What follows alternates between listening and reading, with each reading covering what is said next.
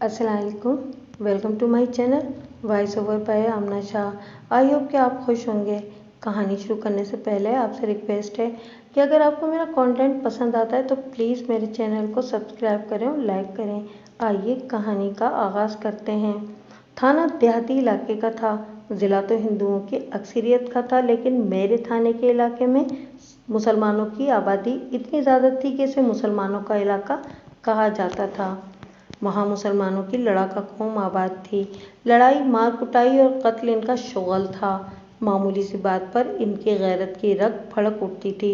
खानदानों के दरमियान एक सदी पुरानी अदावतें भी चली आ रही थीं।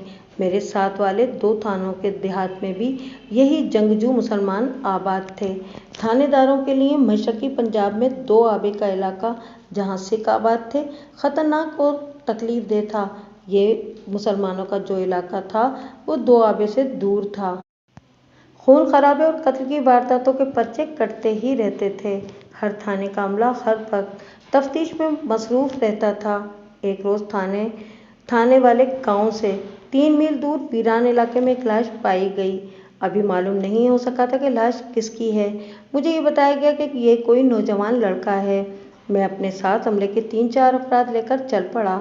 थाने से निकलकर ज़्यादा दूर नहीं गया था कि पीछे से 3 आदमी दौड़ते हुए आए। एक बूढ़ा था और एक जवान, और इनके साथ जो तीसरा आदमी था वो उनके गांव का नंबरदार था। इनके लिए मैं रुक गया। बूढ़ा मरे हुए नौजवान का बाप था, जवान आदमी उसका भाई था, नंबरदार इन्हें साथ लाया था। उनका गांव उस जगह से जहां लड़के की लाश पड़ी थी 1.5-2 मील दूर था। किसी ने लड़के को पहचान लिया था और उसने उनके गांव जाकर इत्तला दे दी थी। ये तीनों वहां गए, लाश देखी और यका लेकर थाने में आए। मुझे पहले ही इत्तला मिल चुकी थी, इसलिए मैं रवाना हो चुका था। उन्होंने मुझे बताया कि ऐसा लगता है जैसे लड़के को गोली मारी गई है। बाप के मुंह से तो बात नहीं निकलती थी। वो बात करने लगता था तो उसके मुंह से धाड़ें निकल जाती थीं। लड़के का भाई अपने आप पर काबू पाकर कुछ बताता था। ये कत्ल का केस था। मकतूल की उम्र 17 साल बताई गई। वो 3 भाइयों और 2 बहनों में सबसे छोटा था। मैं घोड़ी पर सवार था। वो यक्के में आए थे, जिसे उन्होंने थाने के सामने छोड़ दिया था। मैंने उन्हें कहा कि वो यक्के में मौके पर पहुंचे। वो लिबास, चेहरों और चाल ढाल से खुशहाल, जमींदार और बड़ी इज्जत के लगते थे। लड़ाई झगड़े और कत्ल इन्हीं के दरमियान होते थे, जिसकी वजह ये नहीं थी कि वो गैर मामूली तौर पर गैरतमंद थे, बल्कि असल वजह ये थी कि इनके पास रुपया पैसा था जो मुकदमेबाजी पर खर्च करते थे। दूसरी वजह ये थी कि वो एक दूसरे का सर नीचा रखने की कोशिश में लगे रहते थे। नेस ये उनके नज़दीक शान थी। हिंदू आपस में नहीं लड़ते थे, हालांकि मुल्क की तिजारत उनके हाथ में होने की वजह से सारे मुल्क की दौलत उनके घरों और बैंकों में थी। हिंदू जितना दौलतमंद होता था वो उतना ही सर नीचा रखता था। मैं मौके पर पहुंचा। गांव का एक हुजूम था जो वहां जमा हो चुका था। मैंने ये उम्मीद दिल से निकाल दी कि मुझे कोई खुरा मिल जाएगा। इन लोगों ने मेरा बहुत नुकसान कर दिया था। मेरे कांस्टेबलों और हेड कांस्टेबल ने आगे जाकर लोगों को वहां से भगाया। लाश पर चादर पड़ी हुई थी। मकतूल की माँ और बहनें लाश से हटती ही नहीं थीं और वो बहुत ज़्यादा रो पीट रही थीं। मैंने डांट कर घसीट कर वहाँ से नहीं हटा सकता था, क्योंकि आखिर मैं भी इंसान था। उस वक्त मैं छोटे छोटे 2 बच्चों का बाप था। मैंने औरतों को इस हालत में देखकर बड़ी ही मुश्किल से आंसू रोक सका था। मकतूल के बाप भाई और 1-2 और आदमियों ने इन औरतों को एक तरफ किया। तब मैंने कहा कि इन्हें इतनी दूर ले जाएं जहाँ से ये लाश को ना देख सकें। मैंने लाश से चादर हटाई। खून में नहाई हुई लाश थी। बाएं कंधे पर चौड़ा जख्म था। ज़्यादा खून वहाँ से निकला था। मैं सोच में पड़ गया कि ये जख्म किस हथियार का है।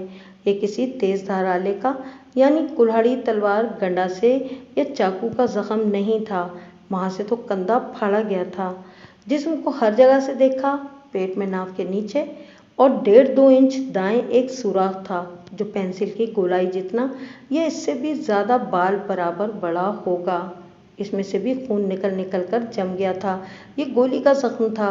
गोली 303 राइफल की हो सकती थी या रिवाल्वर की। मैं गोली के जख्म से वाकिफ था। गोली जिस्म में जहाँ से दाखिल होती है वहाँ छोटा सा सुराख करती है और जहाँ से बाहर निकलती है वहाँ खासा बड़ा जख्म कर देती है। इसकी वजह यह है कि गोली लट्टू की तरह घूमती हुई आती है। अगर मकतूल को गोली मारी गई थी तो ये नाव के नीचे से दाखिल हुई और बाईं तरफ के कंधे से निकली थी। इससे ये बात बनती थी कि गोली नीचे से मारी गई या मकतूल लेटा हुआ था तो उसे गोली उस तरफ से मारी गई जिस तरफ उसके पाँव थे, या मकतूल किसी रिवाइवल वाले के साथ गुत्थम गुत्था हुआ और उसे गिरा लिया गया। अगर गिरा लिया था तो वो पीठ के बल गिरा होगा। मकतूल उसके पेट पर बैठ गया और कातिल ने रिवाइवल नीचे से फायर किया। गोली नाव के दाएं तरफ से दाखिल हुई और पेट में से तिरछी गुजरती हुई कंधे की हड्डी तोड़कर निकल गई। लेकिन क्या ये गोली ही थी? सवाल का जवाब पोस्टमार्टम करने वाले डॉक्टर ने देना था। लाश के लिए चरपाई आ चुकी थी। मैंने लाश के जमीन देखी। मैं देखना चाहता था कि लड़ाई के गुत्थम गुत्थाने और गिरने के निशान हैं या नहीं। वहाँ तो अब नहीं के सिवा कुछ भी न था। लोगों ने जमीन की शहादत को पाँव से मसल डाला था। जहाँ लाश पड़ी थी वो जगह रास्ते से 20-22 कदम हटकर थी। ये रास्ता बड़ी पगडंडी नहीं था, छोटा सा रास्ता था। इर्द गिर्द जमीन कुछ कटी पिटी थी, कांटों वाली झाड़ियाँ थीं और सरकंडे थे जो कुदरती तौर पर आगे झुके हुए होते हैं। खेत कुछ दूर से शुरू होते थे। इस जगह से थोड़ी सी दूर एक गांव था और उसका फासला 1 मील से कम होगा। मेरा हेड कांस्टेबल अकल वाला आदमी था और अपने फराइज को समझता था। मैं लाश का नजरी मुआयना करने और फिर जमीन को देखने में मसरूफ था और हेड कांस्टेबल लोगों से पूछगछ कर रहा था। वो 2 लड़कों को मेरे पास ले आया। उनकी उम्रें 14-15 साल थीं। वो करीब वाले गांव के रहने वाले थे। वो दोनों मौका वारदात से कुछ दूर पानी के जोहड़ के किनारे बैठे हुए थे। उनकी भैंसें पानी में बैठी हुई थीं। उन्होंने बताया कि उन्होंने गोली चलने की आवाज़ सुनी थी। वो समझे कि किसी शिकारी ने कारतूस फायर किया है। उन्होंने उठ के देखा। उन्हें 2 आदमी जाए वारदात की तरफ से रास्ते पर चढ़ते दिखाई दिए थे। सरकंडों की वजह से इन आदमियों के सर, कंधे और पीठों का कुछ हिस्सा दिखाई दिया था। बहुत आगे गए तो वो सर से पांव तक नजर आए थे। उनके पास बंदूक नहीं थी। मेरे पूछने पर लड़कों ने बताया कि वहां से लाश नजर नहीं आ सकती थी। उन्हें ऐसा शक नहीं हुआ था कि वो 2 आदमी किसी को गोली मारकर जा रहे हैं। लड़कों ने इन आदमियों के लिबास बताए उन्होंने चेहरे अच्छी तरह नहीं देखे थे। मैंने तमाशाइयों को जो वहां मौजूद थे इकट्ठा करके पूछा कि किसी ने इन 2 आदमियों को इधर आते देखा हो। किसी ने भी नहीं देखा था। लाश की बरामदगी की कागजी कार्रवाई करके लाश पोस्टमार्टम के लिए भिजवा दी और मैं मकतूल के गांव चला गया। वहां चौपाल में बैठा था, लेकिन मुझे एक बड़े मकान की बैठक में बिठाया गया। मैं ये बताना ज़रूरी समझता हूँ कि उन वक्तों में राइफलें और रिवाल्वर आज की तरह आम नहीं थे। लोग लाठियों, कुल्हाड़ियों, गंडासों, छुरियों और खंजरों से एक दूसरे का खून बहाते थे या किसी कत्ल में शिकारी बंदूक इस्तेमाल हो जाती थी। रिवाल्वर किसी रिटायर्ड फौजी अफसर के पास होता था जिसका बाकायदा लाइसेंस होता था। ये अफसर अक्सर सूबेदार, मेजर, सूबेदार और जमादार होते थे। आजकल जमादार को नायब सूबेदार कहते हैं। इनमें से जिनके पास रिवाल्वर होता था इसे वो जेवर की तरह अपने साथ रखते थे। गोलियों वाली बेल्ट को कंधे से लटकाई हुई होती और उसके साथ रिवाल्वर होता था। ये महज नुमाइश थी। इन लोगों ने कभी शौकिया भी गोली नहीं चलाई थी। मैं कहना ये चाहता हूँ कि रिवाल्वर से कत्ल करना उन दिनों के रिवाज के खिलाफ था। अलबत्ता किसी बड़े पैमाने के डाकू या रहजन के पास रिवाल्वर होता होगा। आज तो क्लाशनकोव जैसी गन भी आम सी चीज़ बन गई है और रिवाल्वर शादियों पर चलते हैं और कोई पूछने वाला नहीं होता कि इनमें से कितने रिवाल्वर लाइसेंस वाले हैं और कितने बिला लाइसेंस। सोचने वाली बात यह थी कि मकतूल को अगर किसी डाकू या रहजन ने गोली मारी है तो नीयत लूटने की होगी, लेकिन रहजन किसी को कत्ल नहीं करते थे। डराकर लूट लेते थे और अपने शिकार को चलता करते थे। ये भी जहन में रखें कि वारदात दिन के वक्त हुई थी। अगर वो इलाका वीरान था, लेकिन ऐसा सुनसान और उजाड़ भी नहीं था कि रहजन किसी को रोककर लूट लेते। करीब से रास्ता गुजरता था। ये दुश्मनी वाला कत्ल ही हो सकता था। میں نے سب سے پہلے مقتول کے باپ کو بلایا۔ مقتول کے متعلق بتا دوں کہ وہ 17 سال کی عمر کا تھا اور خوبصورت تھا۔ خوبصورتی سے مراد آج کل کے نوجوانوں کی خوبصورتی نہیں، میں اس وقت کی خوبصورتی کی بات کر رہا ہوں۔ مقتول کا رنگ صاف تھا، چہرے کے نقوش دلکش تھے، قد 6 فٹ نہ ہوا تو 1 انچ کم ہوگا، اور جسم کے پٹھے بنے ہوئے تھے، یعنی جسم طاقتور تھا۔ اس کی لاش دیکھ کر مجھے بہت افسوس ہوا کہ کتنا اچھا جوان ضائع ہو گیا ہے۔ مجھے بتایا گیا کہ اسے شیرا کہتے تھے، پورا نام شیر افغن تھا۔ کسی کے ساتھ دشمنی؟ میں نے مقتول کے باپ سے پوچھا۔ خاندانی دشمنی کسی کے ساتھ نہیں، باپ نے جواب دیا، ہم نے کبھی کسی آدمی کا نقصان نہیں کیا۔ آپ کے بیٹے کی کسی کے ساتھ ذاتی دشمنی ہوگی؟ میں نے کہا، جس پر آپ کو ذرا سا بھی شک ہو تو مجھے بتا دیں۔ ذرا سا شک تو کسی پر بھی نہیں، اس نے کہا، ایک آدمی پر پکا شک ہے، وہ فوج میں جمعدار ہے، نیا جمعدار بنا ہے اور 1.5 مہینے کی چھٹی پر آیا ہوا ہے۔ اس کی پہلی بیوی مر گئی تھی، 7-8 مہینے گزرے اس نے ایک نوجوان لڑکی کے ساتھ شادی کی ہے، یہ کنواری لڑکی تھی۔ شیرا اس کے ساتھ شادی کرنا چاہتا تھا لیکن جمعدار نے اس لڑکی کے ساتھ شادی کر لی۔ کیا آپ نے اپنے بیٹے کے لیے اس لڑکی کا رشتہ نہیں لے سکتے تھے؟ لے سکتے تھے، باپ نے جواب دیا، لیکن شیرے کی ماں کو ایک اور لڑکی پسند تھی۔ شیرے نے اس لڑکی کو قبول کرنے سے انکار کر دیا تھا، پھر ہم نے اس سے بھی زیادہ خوبصورت لڑکی اپنے بیٹے کو دکھائی تھی، لیکن اس نے اس لڑکی کو بھی قبول کرنے سے انکار کر دیا۔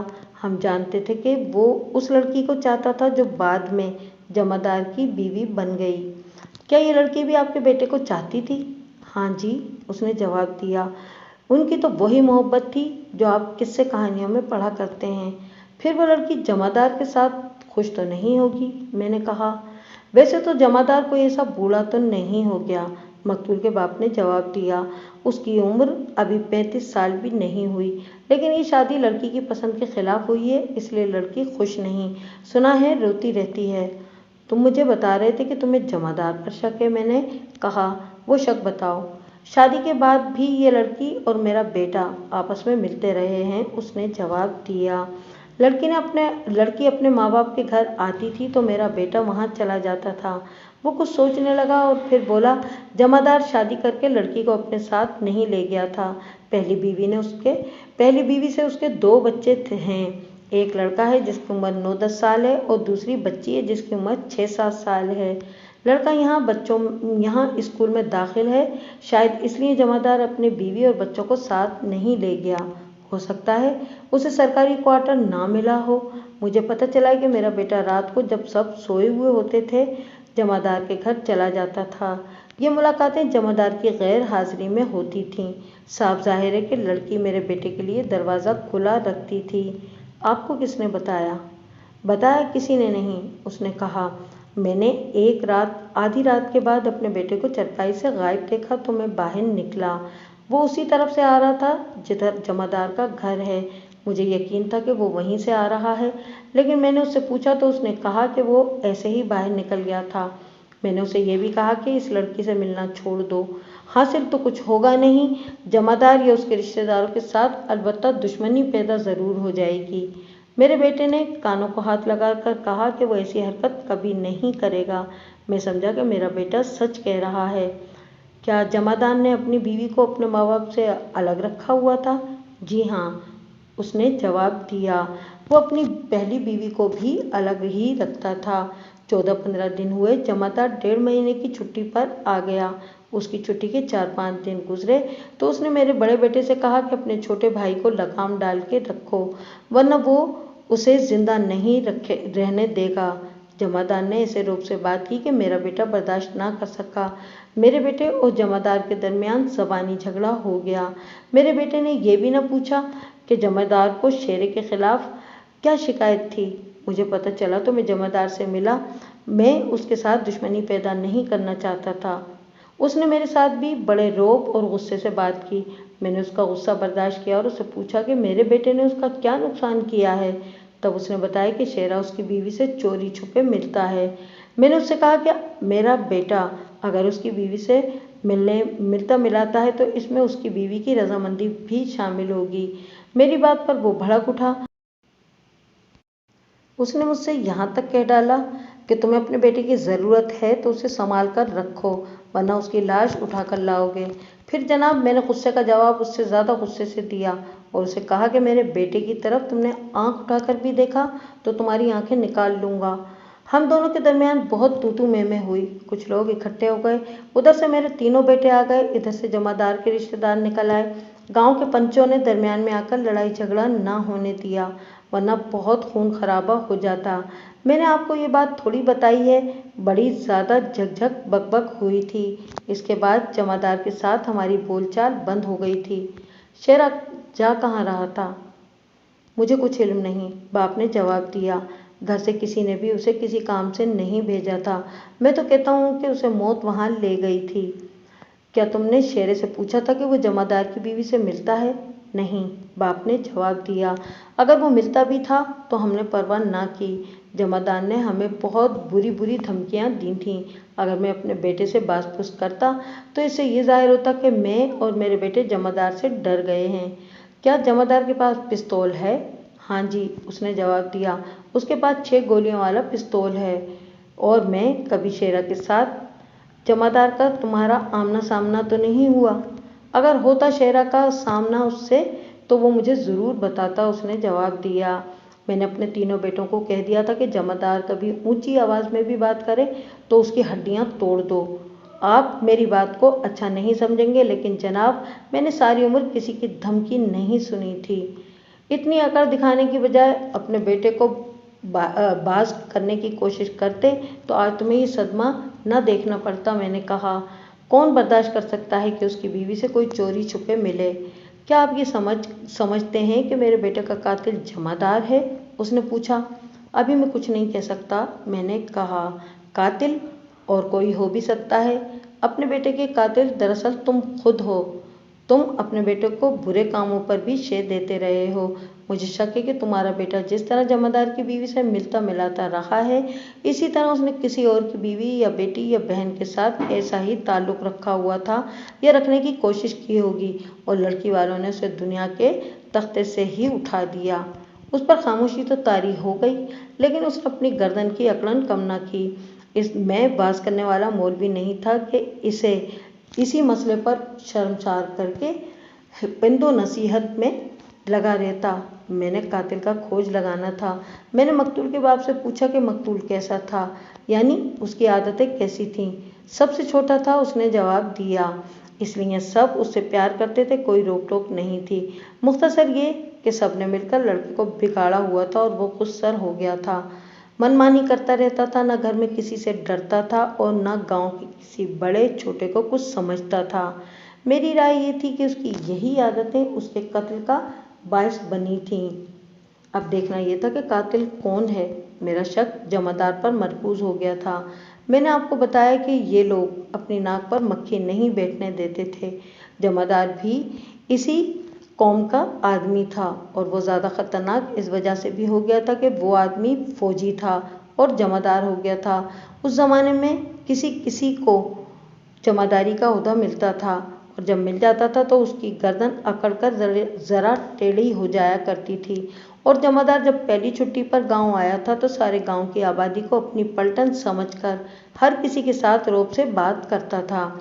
ये जमादार भी नया नया ओहदा लेकर छुट्टी पर आया हुआ था। वो भला कैसे बर्दाश्त कर लेता कि उसकी बीवी से कोई मिलता रहे? फिर मकतूल के बाप और भाइयों ने उसका रौब नहीं माना, बल्कि उल्टा उस पर रौब डाला था। मैंने मकतूल के बाप को बाहर भेजकर नंबरदार को बुलाया और उससे मकतूल जमादार और उसकी नई बीवी के मुतालिक मालूमात हासिल की। उसने जमादार की नई और नौजवान बीवी का नाम राबी बताया। पूरा नाम मुझे याद नहीं रहा, शायद राबिया होगा। ये कोई छुपी हुई बात नहीं, नंबरदार ने मुझे बताया। शेरे और राबी की मोहब्बत का किस्सा सारे गांव को नहीं तो सारी बिरादरी को तो ज़रूर ही मालूम है। शेरे ने राबी की खातिर 2 बड़ी अच्छे और ख़ूबसूरत रिश्ते कबूल नहीं किए थे। राबी को जमादार ले गया तो शेरे ने राबी का पीछा ना छोड़ा और राबी ने शेरे को अपने दिल से ना निकाला। जमादार राबी को अपनी पहली बीवी के 2 बच्चों के पास छोड़ गया था। नंबरदार ने तकरीबन वही बातें बताईं जो मकतूल का बाप बता चुका था। मैंने उसे कहा कि मुझे उनके लड़ाई झगड़े की बात सुनाए। उसने पूरी बात सुना दी। ये भी मैं मकतूल के बाप से सुन चुका था। वहाँ से पक्की दुश्मनी शुरू हो गई। नंबरदार ने कहा, मुझे तो ये नज़र आ रहा था कि इनमें लड़ाई किसी न किसी दिन हो जाएगी और दोनों तरफों के एक एक दो दो आदमी ज़रूर मारे जाएंगे। जमादार ने कभी तुम्हारे साथ इस मामले पर बात की थी? एक बार नहीं, 4-5 बार, नंबरदार ने जवाब दिया। ये लफ्ज़ तो उसने हर दफ़ा कहे कि इस लड़के की मौत मेरे हाथों पर लिखी हुई मालूम होती है। मैंने 2-3 रोज़ पहले शेर को कहा था कि बेटा तुम ही कुछ ख्याल करो, देखो बड़ों में दुश्मनी पैदा हो गई है। जनाब, इस लड़के ने मुझे बहुत बुरा जवाब दिया। कहने लगा, जमादार को कहो कि राबी को तलाक दे दे। फिर जनाब मैंने कुछ न कहा। सोचा कि लड़के में जवानी का नया नया खून है और लड़का बदतमीज़ भी है, कहीं मुझे कोई उल्टी सीधी बात ना कह दे। जमादार साहब छुट्टी पर नहीं आया था क्या? मैंने कहा, यानी उसकी गैर हाजिरी में चेहरा रात को जमादार के घर जाया करता था? मैंने खुद तो नहीं देखा, उसने जवाब दिया। सुना है कि जाया करता था। नंबरदार ने इससे ज़्यादा जितनी बातें बताईं उनसे मेरा ये शक मज़ीद पुख्ता हुआ कि कातिल जमादार है। नंबरदार ने मेरे पूछने पर बताया था कि शेरे ने कभी किसी और लड़की के साथ छेड़खानी नहीं की थी। ऐसे करो, मैंने नंबरदार से कहा, तुम जाओ और जमादार को मेरे पास भेज दो, मैं देखता हूँ।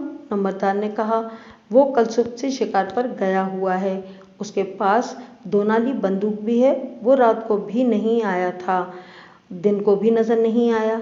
देखता हूँ, शायद आ गया हो। नंबरदार ने भी आकर बताया कि जमादार अभी तक नहीं आया। मैं नंबरदार के साथ बातें कर ही रहा था कि मुझे इत्तला मिली कि जमादार बाहर खड़ा है। मैंने उसे फौरन अंदर बुला लिया। उसके हाथ में 2 नाली बंदूक थी। उसका हुलिया बता रहा था कि वो शिकार ही करके आया है। मैंने नंबरदार को बाहर भेज दिया और जमादार को बैठने के लिए कहा। मैं अभी भी शिकार से वापस आया हूँ, उसने बड़े अफसरों की तरह से मुझसे कहा। घर पहुंचा तो पता चला कि आपका बुलावा आया है। मैं सीधा इधर आ गया। वो उठ खड़ा हुआ और बोला, आप थोड़ी देर इंतज़ार करें, मैं नहाकर और कपड़े बदल कर आता हूँ। उसके बोलने का अंदाज ऐसा ही था जैसे अंग्रेज़ अफसर हिंदुस्तानियों के साथ बात किया करते थे। ये तो उसके बोलने का अंदाज था। उसकी जिस्मानी पोजीशन ये थी कि सर से पाँव तक सीधा अकड़ा हुआ था और उसकी गर्दन कुछ ज़्यादा ही अकड़ी हुई थी। दूसरी तरफ अपना चेहरा घुमाकर बात नहीं करता था, बल्कि आंखें घुमाकर मेरी तरफ करता और बोलता था। ये इस बात का इजहार होता है कि तुम बहुत छोटे आदमी हो। जमादार साहब, मैंने ज़रा ऊंची आवाज़ में कहा, आप तशरीफ़ रखें, मैं जब आपको फारिग कर दूंगा तो उस वक्त जाकर नहा लेना। आपको शायद किसी ने बताया नहीं, उसने जमादार से जर्नैल बनकर कहा। मैं जमादार हूँ, मैं आपको बाद में टाइम दूंगा, फिर मैं आपको थाने में टाइम दूंगा। मैंने कहा, आपकी बेहतरी इसी में है कि आप खामोशी से बैठ जाएं, मगर अगर मैंने आपको थाने बुला लिया तो फिर मैं बता नहीं सकता कि मैं आपके साथ क्या सलूक करूंगा। उसने फिर भी अपना रोब झाड़ने की कोशिश की, लेकिन मैंने अपनी आदत के मुताबिक गर्ज कर उसे कहा कि वो बैठ जाए। तब वो आहिस्ता आहिस्ता मेरे सामने पड़ी हुई कुर्सी पर बैठा। आपने मुझे क्यों बिठाया है, उसने पूछा, और वो कहने लगा कि आपको मेरी इज्जत का ज़रा भी ख्याल नहीं है। मैं जो कुछ पूछूं वो सच सच बता देना। मैंने कहा, वरना मैं कोई फालतू बात नहीं करूंगा और न सुनूंगा। एक नौजवान लड़का कत्ल हो गया है, मुझे अपने बाप पर भी शुबा होगा तो मैं उसे भी शामिल तफ्तीश कर लूँगा। क्या आप मुझे मुश्तबा समझ रहे हैं? उसने मेरी पूरी बात सुने बगैर कहा। बको मत, मैंने फौजी अफसरों के लहजे में कहा। तुम पहले मेरी बात पूरी हो लेने दो, मेरे साथ तमीज़ से बात करो, उसने कहा। बको मत, मैंने पहले से भी ज़्यादा ऊंची और सख्त आवाज़ में कहा। ज़्यादा बकबक मत करो, वरना मैं हिरासत में लेकर तुम्हें थाने ले जाऊंगा और वहाँ उस तरीके से तफ्तीश करूंगा जो कि पुलिस का असल तरीका होता है। आपके पास रिवाल्वर है? हाँ है, उसने जवाब दिया। मेरे पास इसका लाइसेंस भी है। कहाँ है? घर में रखा है, उसने जवाब दिया।